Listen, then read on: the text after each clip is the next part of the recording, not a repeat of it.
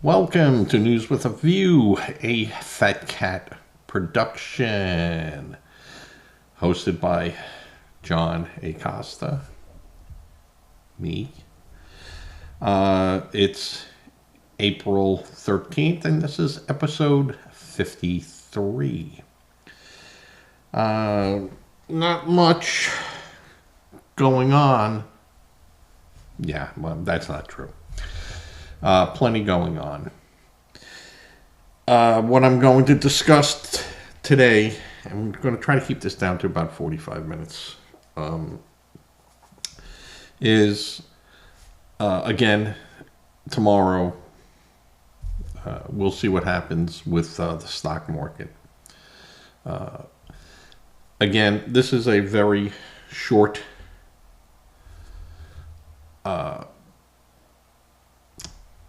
not correction, this is a reaction to the tariffs that we're seeing. There's going to be a lot of false rallies. I thought the rally that took place when President Trump said, I'm going to give a 90-day reprieve. Yeah, that was really a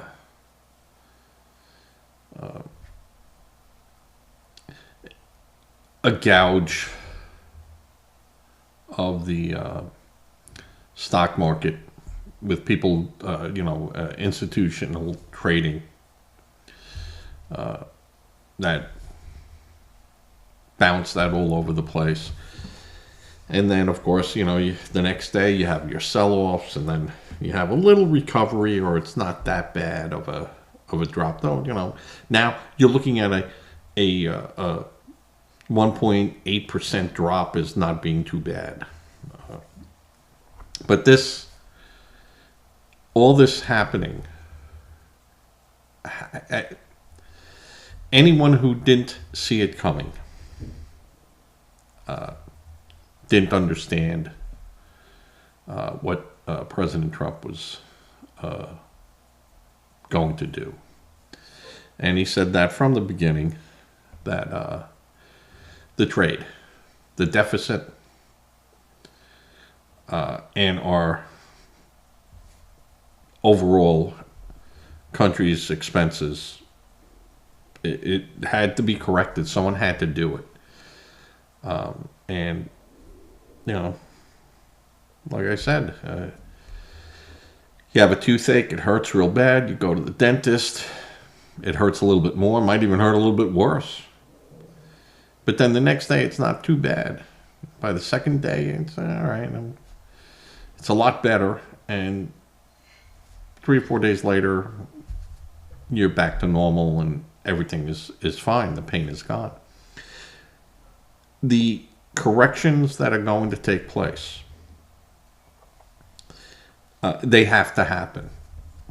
We just can't afford it. If you take a look at just what the daily interest of our debt is costing us,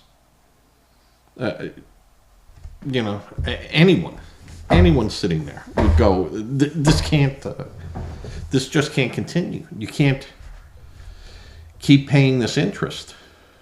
It's like a credit card. It has 27%, and you only have to pay 3% or 5% of your outstanding balance, or less, and this is even less. They don't even have to pay that. They just got to pay the interest on it. It just continues on forever. And we just can't, it's unsustainable. You can't sustain that. And so this was going to come. And President Trump, in the last 3 years, has said exactly what he's going to do. And you have the news media running around, even MAGA people are upset with him. No, we're not. No, we're not. Anyone who voted for Trump heard all this stuff. the gloom, the doom that will happen, the stock market. And we go, yeah, okay. Because most of those people aren't in the stock market as a daily player. Now, some of those people are in the stock market, via their pension funds or their government-sponsored pensions that are then invest in the stock market. Yeah, you guys are it's gonna hit that, but only if, and again, only if you were looking to retire and collect that, and now what you had in there, went down 10%. So, if you had $450,000 in there, you lost $45,000, probably at a minimum, probably a little bit more. But the other day it went back up and then it went back down again. And, so this is like the ocean before a storm and during the storm. And then after the storm, it's still, you still got waves. It's still going to go like this. I think that China's worried, where's this going to go? And they're heading towards a disaster themselves, a financial disaster. That even that government's going to have a problem shoring up their banks and, their notes. So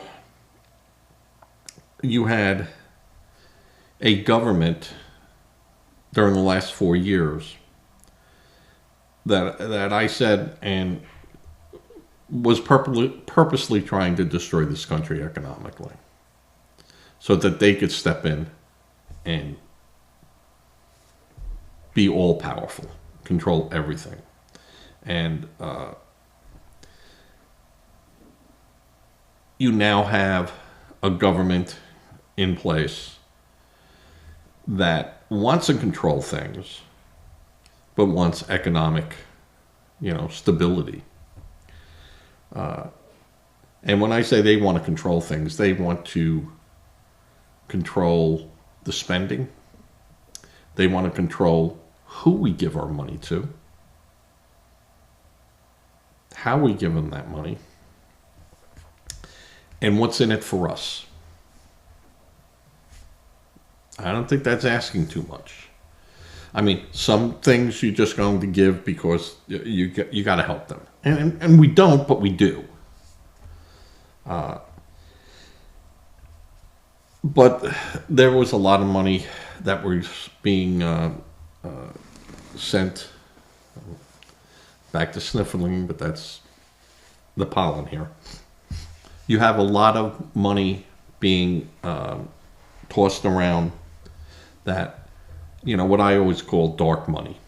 Money that was, we're going to feed the children. And when we say feed the children, we meant buy guns, or to, overthrow government. Because honestly, that's what was going on. But you also had a lot of money exiting and coming back into people's pockets. And you had a lot of shenanigans. And I said in episode 52, I want to see Stacey Abrams, her $2 billion. And that's just the tip of the iceberg. That's just the tip. How was she able to do all this? Who approved it? Who oversaw it? Who examined what she was doing? And if it turned out that everything she was doing was above board, I'll be the first one to apologize. But I can tell you right now that it was not above board. that there was a lot of money going in there, coming back out, going back into a campaign, going back into the coffers of political parties. And this is a president that's only coming up on, 100 days. And you could see what he is pushing, and pushing very, very hard to do. The deportation, that's not even a factor, because Trump inherited 1.6 million people that were on a deportation list that the Biden administration had already sanctioned to go. They had to go. So really, what Trump is doing is just carrying out the last guy's orders. What he wants to do is get those people out. The people that are here illegally, that had children here, that posed a huge problem. And you had your Obamas and your Bidens that, automatically said, hey, these are, latchkey kids, and then they're anchor children, and any excuse to skirt around the fact that they were here illegally, and as such, those children don't get the benefit of being a citizen. And really, when you look at the 14th Amendment, and you just look at the first 3 sentences in it, and then you examine what those key words meant, not what the dictionary says the word means, but what the intent of the people that wrote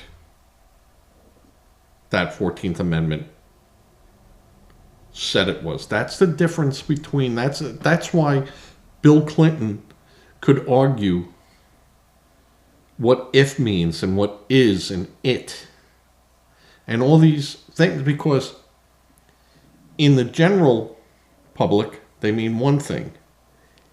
In the legal arena can mean a whole different thing, and you have to look at that.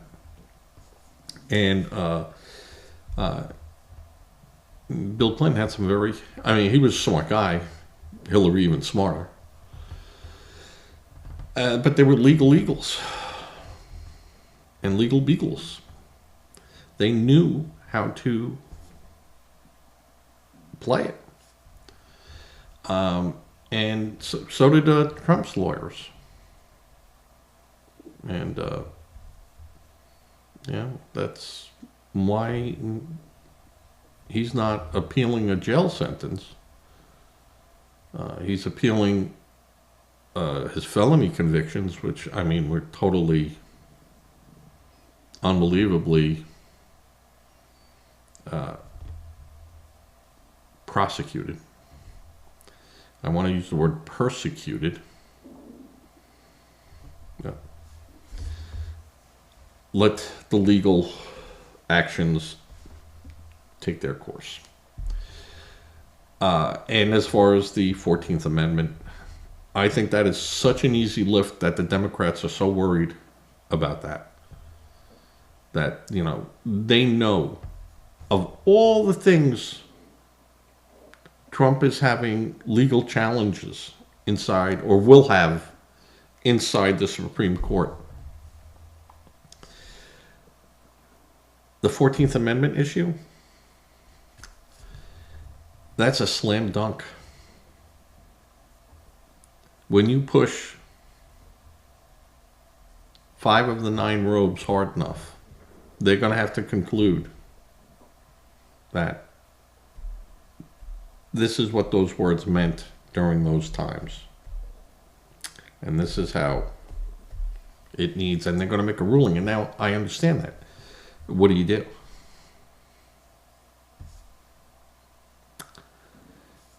What do you do? And just so you understand, either way, Trump wins. Because if they're all illegals, out they go. If the parents are illegals and came here illegally and undocumented, and there has been nothing made yet to get them some type of legal status, which Trump is working on, then they have to go. Oh, the children can stay. They'll become wards of the state. Or you take them with. No one is stopping them from leaving with their parents. So they go. And maybe 20% or 30% will stay with a relative.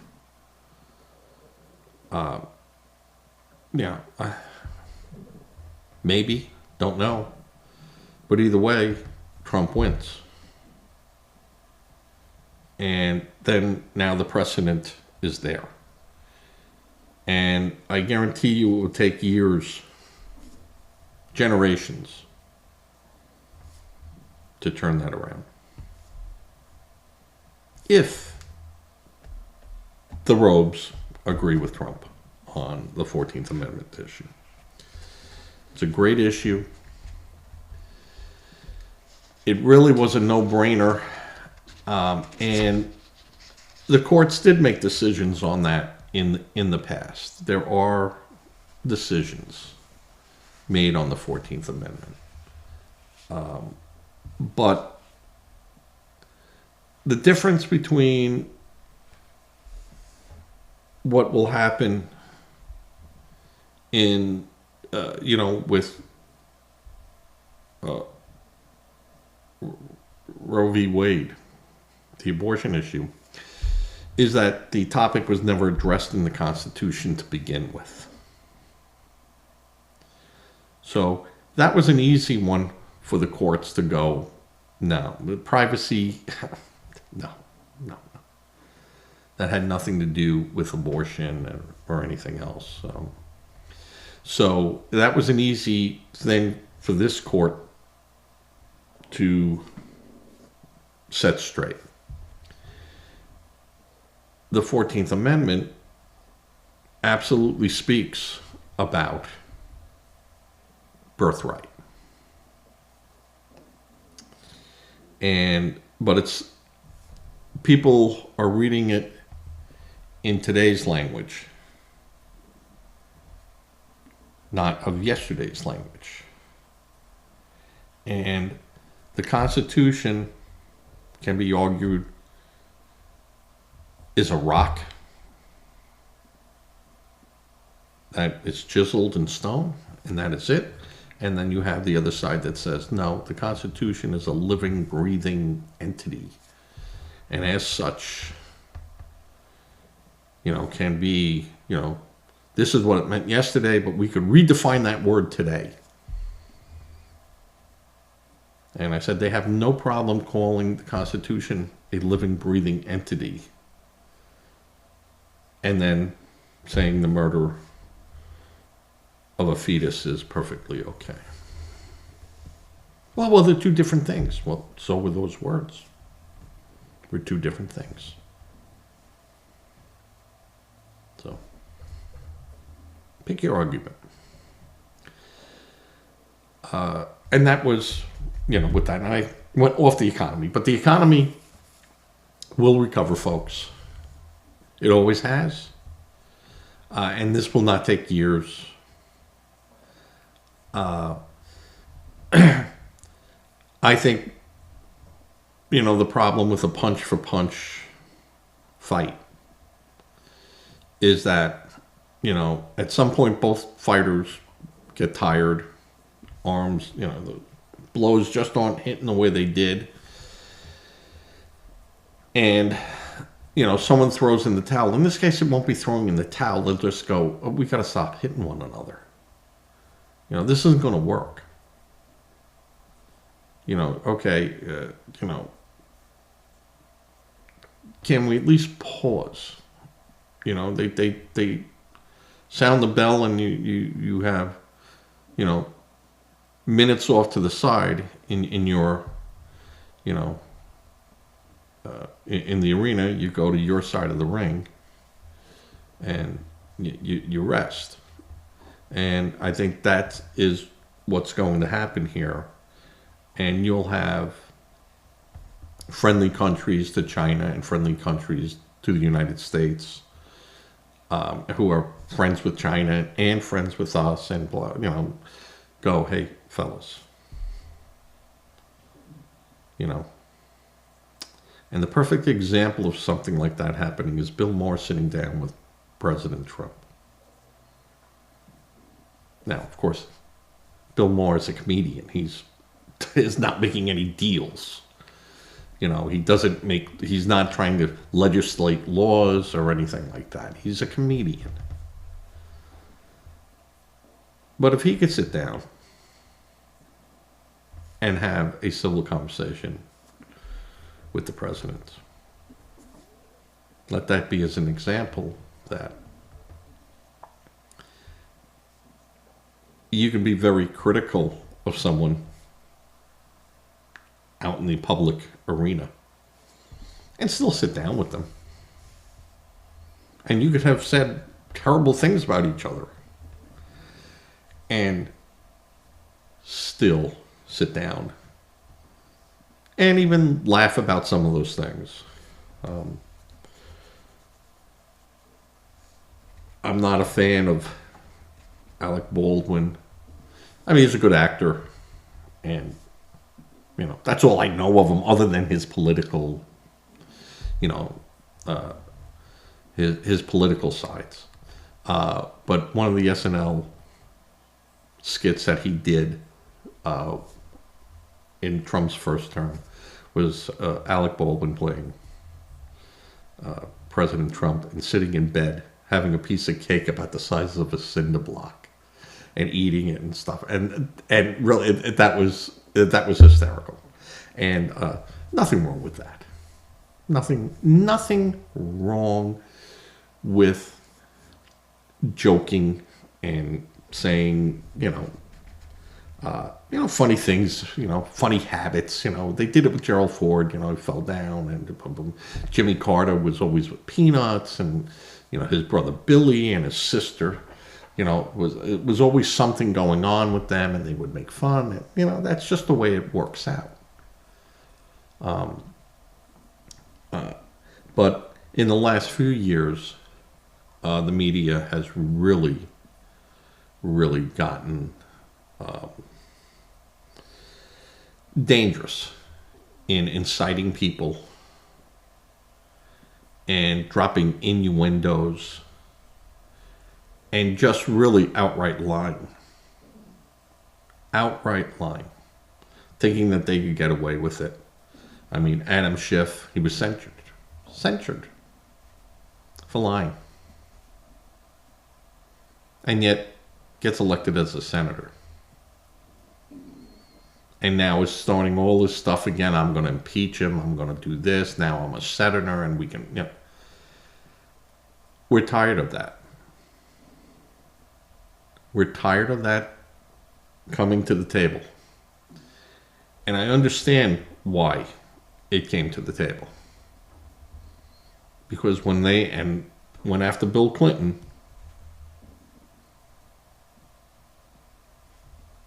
gloves were off. And I didn't back then have a platform to say, but I was, and you wouldn't find a more loyal Republican than me on common sense issues. And even then, I said, hey, you're going after Clinton. You went after him for Whitewater, for real estate deals he was doing. And you couldn't find anything. And why? Because either the Clintons were so smart in erasing their trail, or they didn't do anything wrong that could be legally challenged. You might have found some unethical, but all right, just unethical. But could you show me anything where you said, here we have breadcrumbs and then they just end here and we can't find anything else afterwards? No, the breadcrumbs led to legal proceedings and legal actions that the Clintons had done. And when they were given access to go further, well, we couldn't find anything on Whitewater, but now we want to look in through the bedroom window or put our ear to the wall and listen. They should not have been allowed to do that. You were looking for Whitewater. You didn't find anything. You have nothing to report. Done. Move on. Move on. And they did. So once a president became under fire like that, the second time to do it to someone gets a little bit more easy. And now you're a little bit more clever with the press, and you're a little bit more clever with your people that you can rally up and call upon, rent a crowd. And this is what was this is what happened. And anyone that didn't see that coming, didn't understand politics and might not. And there's a lot of people that don't understand politics. But the economy had to be addressed. We just can't continue on the path that we were on. You're going towards a cliff, and you're having some people go, stop, don't go, stop. And they just go whizzing by you, wave to you, and keep heading towards that cliff. The problem is that our grandchildren's grandchildren are going to be paying for this. And having government jobs that aren't required or are redundant in nature, has to be addressed.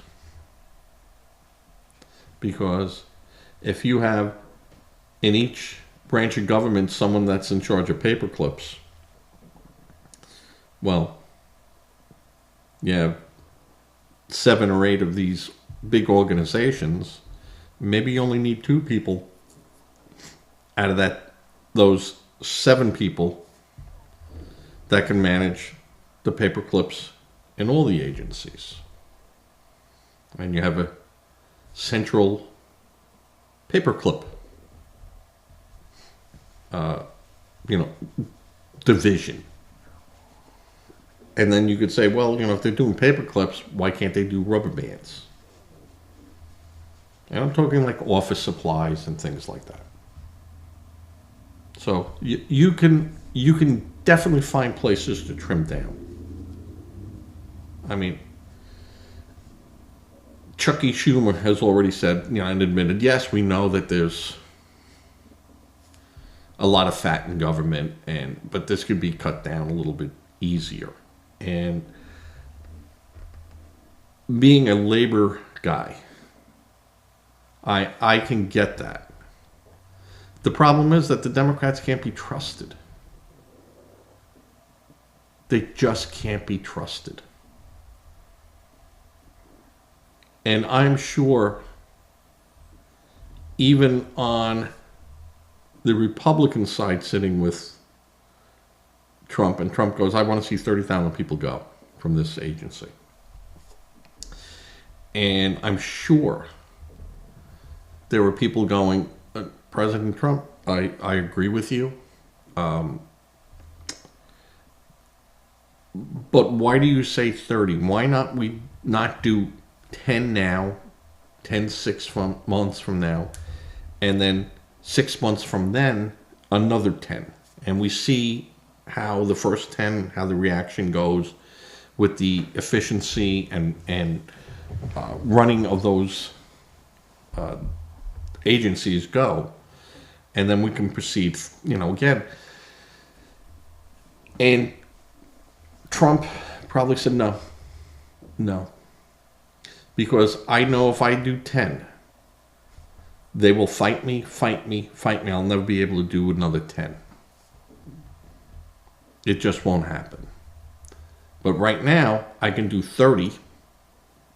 And if it's really bad, I rehire people. That's what I do in my businesses.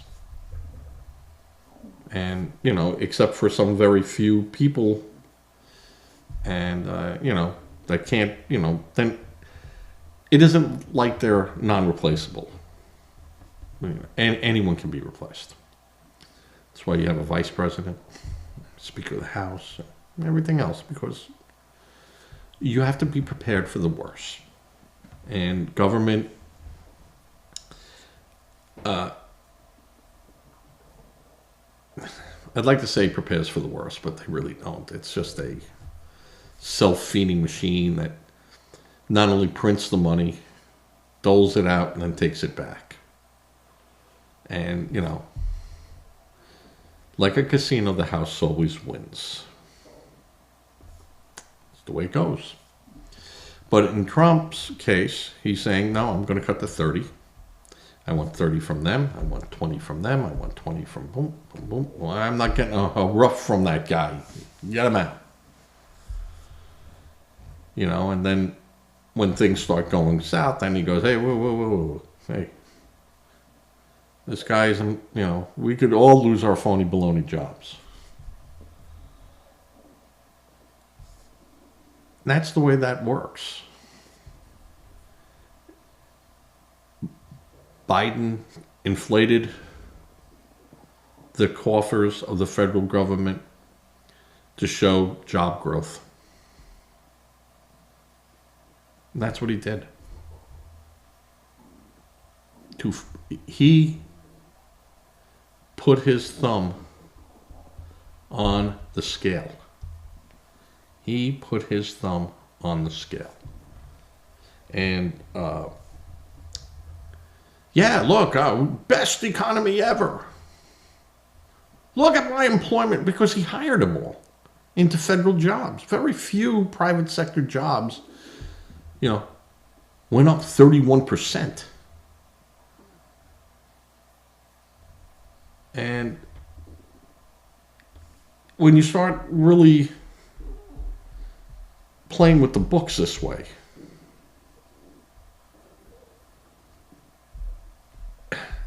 then all your numbers are bad. So when you cook the books,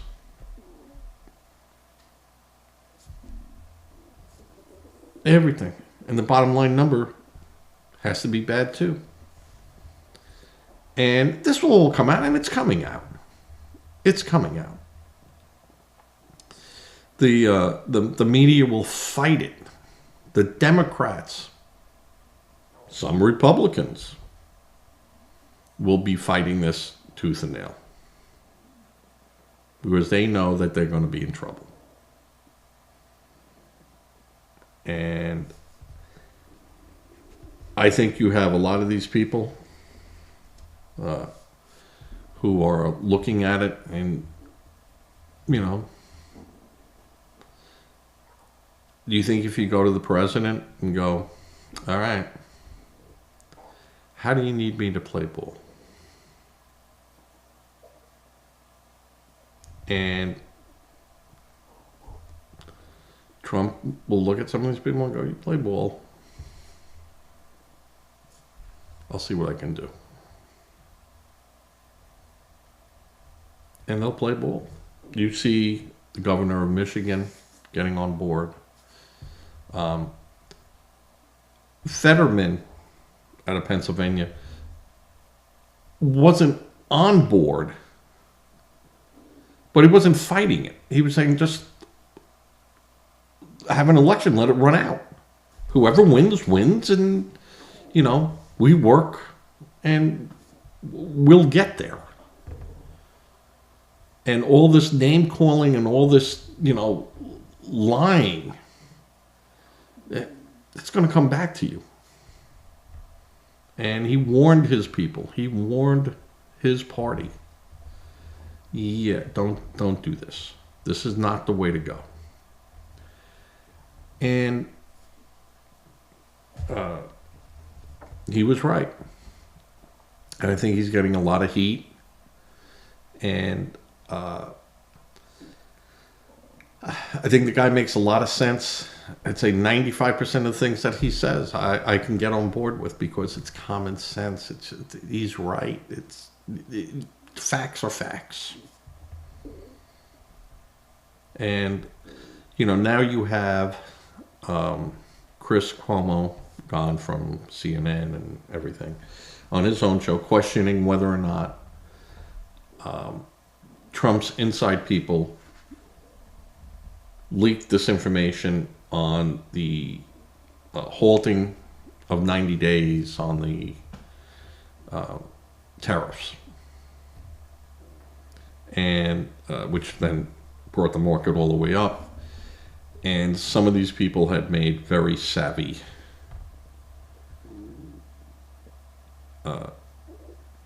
buys in the market just hours before this breaking news. That, you saw stocks go from $14 to $200 and then come crashing back down the next day.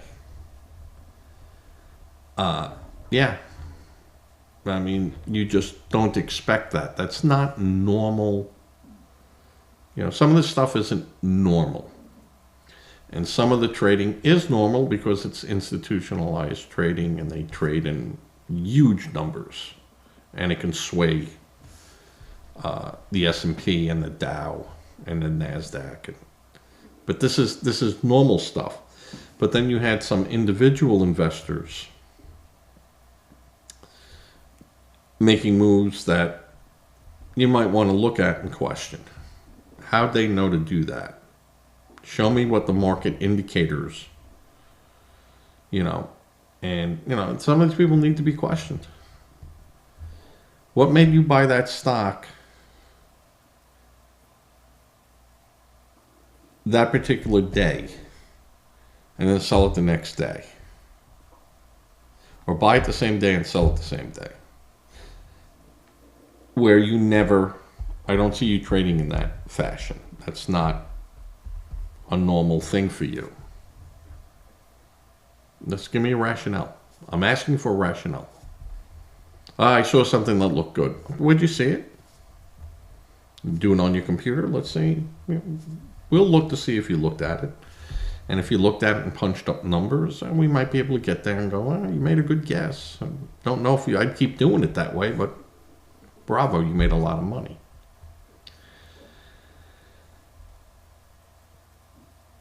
The president doesn't do anything without telling people. As much as you think that, Trump just does what he wants to do and then he comes out, and it doesn't work that way. And if anyone in the administration has done something where they leaked information or even unintentionally said, hey, just left that meeting and God, first the president says, fight to the wall. And then all of a sudden he goes, we're going to open the gate up and, they don't have to climb over the wall. Open the gate up, we'll do some trading for 90 days and we'll see what happens. I want deals, come to me for a deal, boom, boom. And the information hadn't hit the market yet or hadn't hit the wires or, and no one knew. And you had people going, these are stocks that were adversely affected. And now in the next 15 minutes to an hour, they're going to burst. And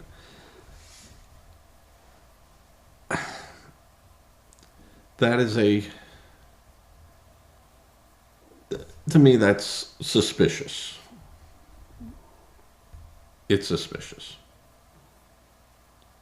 So I think that in the next couple of weeks, Trump is going to have to really look at his security and his people around him with that knowledgeable information and make sure that it's not being used to other people's advantages that shouldn't have an advantage.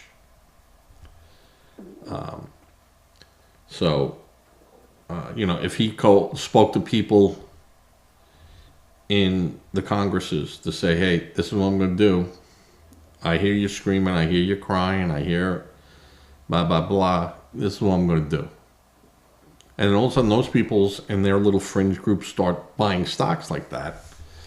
Yeah, I might say, hey, this is why we can't talk to these people. And this is why you might have to have rules to say that you can't invest. People in Congress, in the Congresses, can't invest. Or their spouses, or, things of that nature. Without a true understanding that you might have to tell someone in the Department of Justice every transaction that you do. And if you want to buy this stock, boom, boom, boom, you can. You're free to do it. You got to tell us about it. And, there might be, you got to tell us, a day before, 2 days before you do it. Or, whatever the rule is, maybe after you purchase it, I don't know. But you might want to, look at that and be able to say, hey, you can't do that.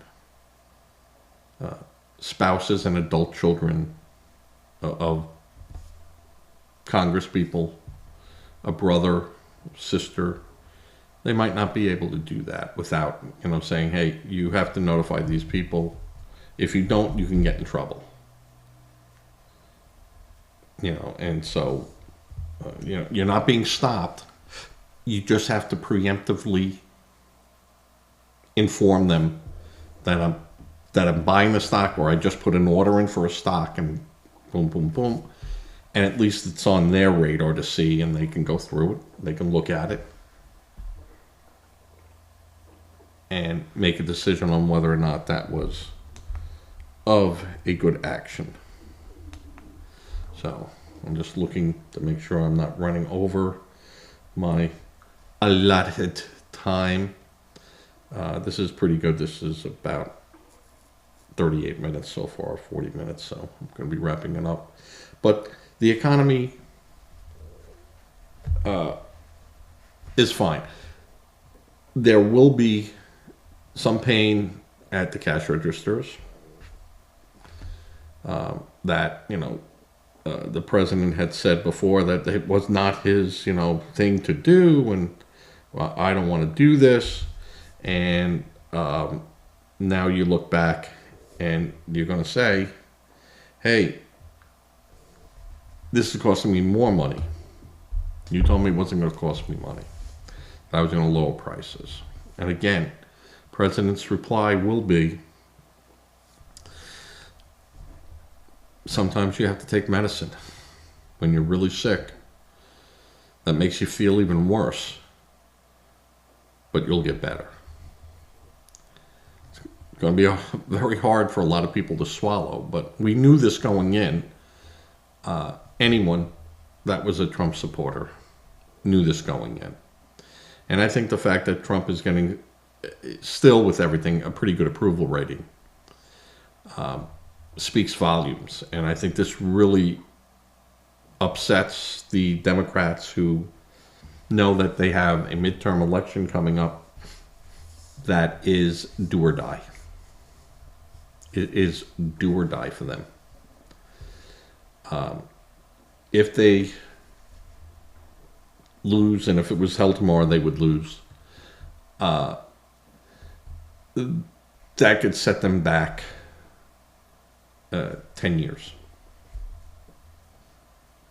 And you could see the lying and the amount of panic in some of these people, and their mouthpieces are Rachel Maddow.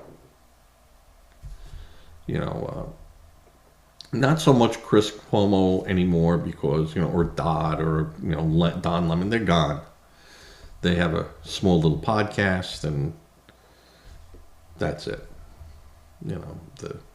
They might have some news value, but for the most part, no one's listening to them. Rachel Maddow, she'll be gone soon enough. Her numbers just can't support $25 million. 30,000 viewers maybe a night. Maybe.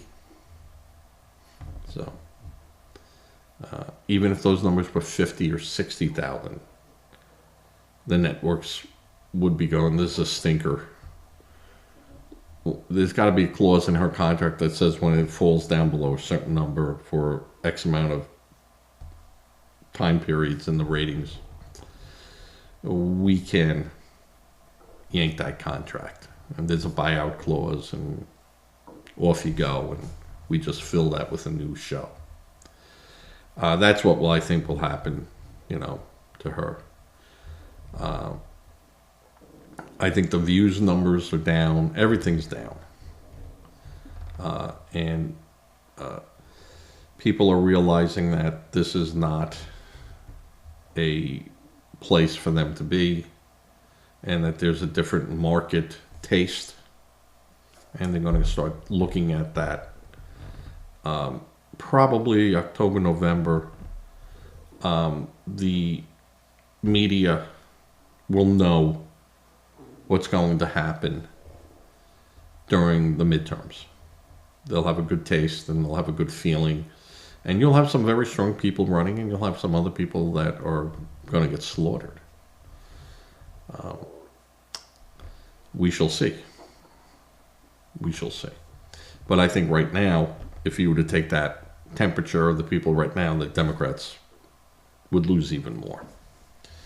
And even in the blue states, the bluest of blue states. And you just have to look at New York on how many votes, percentage-wise, that Trump got. And then take those numbers and put them against the numbers that the governor had gotten. And she only won by about 3% of the vote.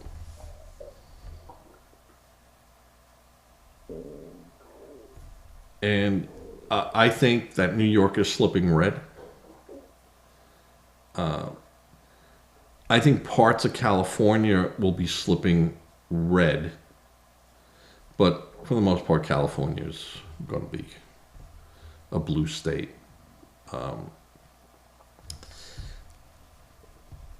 I'm pretty certain that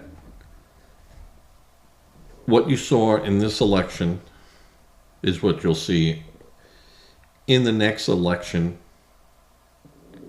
with an increase in red seats. So, that's the politician side of the economic side. Is that, I think that Trump will expose the corruption. He will expose the ineffectiveness of a lot of people that were in these offices managing it. And I think that there'll be a lot of changes coming. And right now, the president's concerned with trade. And he already knows basically where all the problems lay in front of Doge. They're screaming. You got the Democrats saying, "Hey, Doge was a 90-day hire. At the end of the 90 days, he's got to go. And yeah, but on the 91st day, he could be hired back. And there's a lot of government jobs where you're only hired for 90 days at a time. And for those who don't know that, if you work for the CIA, most of those jobs are 90-day jobs. And then you got to reapply. So it is not unfathomable. Yes, unfathomable. To say that May 20th, hasta la vista, Elon. And on May 21st, welcome back, Elon. Okay? No. So, or buenos dias, Elon. So that could very well happen.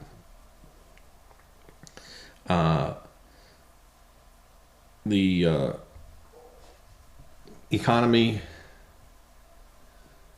will get better. It's going to take time, but not that long of time, because you have about a month or two, and then all the Christmas orders start going in from all these companies inside the United States, your Walmarts, your Targets, your Best Buys, for items from China.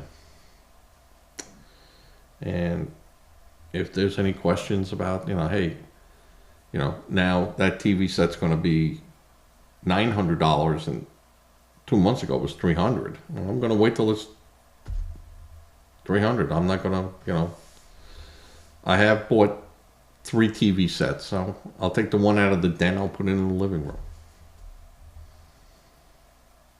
I'm not going to buy a new phone. I'm not going to buy a new stereo system. I got one. It works. I'm going to leave it good enough alone. And if this one goes bad, I'll either have it fixed.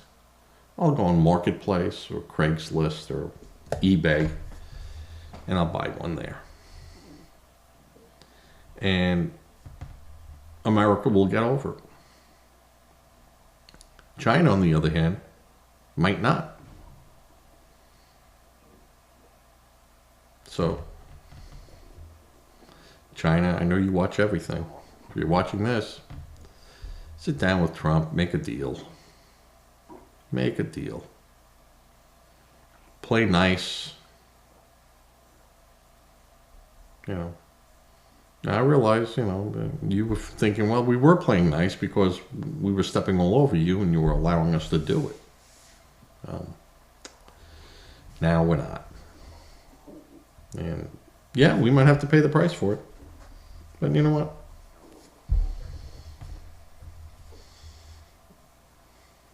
I'll take the first swing. I'll probably take the last swing too. That's the way Trump is. So we'll see what happens. All right, folks.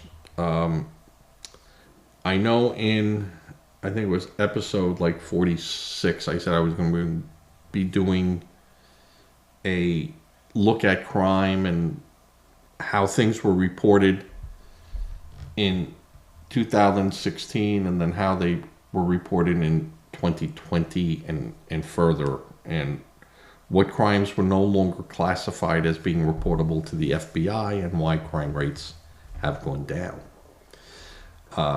That is actually proving pretty difficult. And because a lot of the statistical stuff that I could reach out to on the internet now is actually no longer available. It's very hard to find accurate. Now, we'll be going to a library and sitting down and pulling out data sheets that way, throwing them to an Excel program and seeing what the numbers roll out to be. Because they haven't gone in and started, taking those books down, and there's information in those books that differ from what's on the internet. So Googling is not always the best way to get your factual information. Go back in time, find it in a book, and then you could reference that. If someone goes, "Oh, that number's not right." Well, I took it out of this book. Here you can find it, published, page number, and who did it. So, it's hard, but I consider it a homework assignment. Don't ask my elementary school teachers about my homework, but we will do it.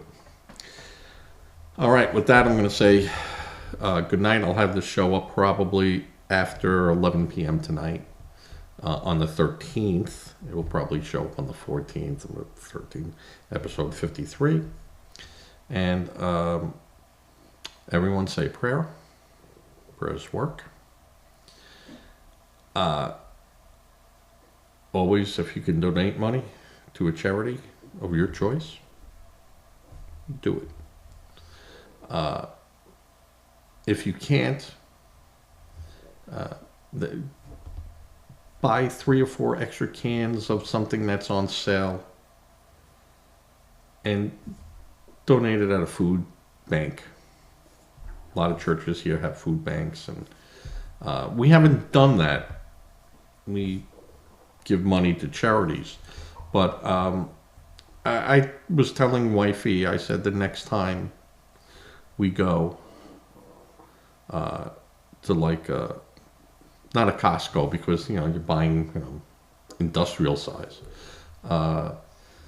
but some of the stores around here have some really good bargains, and you could get stuff and just bring it over to the local. You get 5 cans of corn for $5, string beans and stuff. So you get 20 cans of an assortment, drop it off over there. Any of the meats, canned meats, people eat that. We had emergency little hams that we bought during COVID. Put it away. They're good for 5 years. And we have started cycling them out and replacing them with fresher ones. And we had one the other day, or like 2 weeks ago, and we said, "Oh, this is delicious. This was really good." And we've bought roast beef in the can, and we have that. Just something, give you something with rice or noodles or something that you'd eat. And, if you had to, that's what you're going to have for the next, month or two. But that's a way to donate also. You don't have to donate a 20 or a 50 or, a 10. A couple of food to a food bank. If people do that, they're helping people in their community. So, all right. If you're going to give money, give to a known charity. Don't become a victim, helping a victim. And with that, I'm going to at least try to fade away in the black.